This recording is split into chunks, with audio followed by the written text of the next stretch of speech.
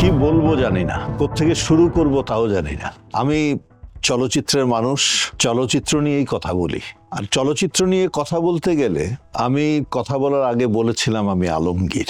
আলমগীর নামটা আমাকে আমার বাবা মা দিয়েছে, তবে আমি আলমগীরকে জনগণের কাছে তুলে ধরার দায়িত্ব কিন্তু নিয়েছিল বাংলাদেশ চলচ্চিত্রের অনেক গুণী পরিচালকরা।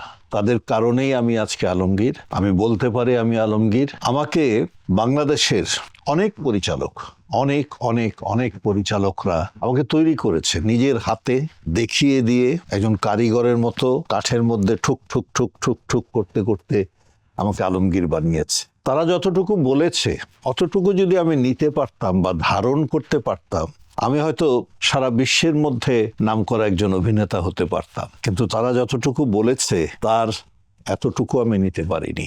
চেষ্টা করেছি, চেষ্টা ছিল, এভাবেই আমি কাজ করে গেছি।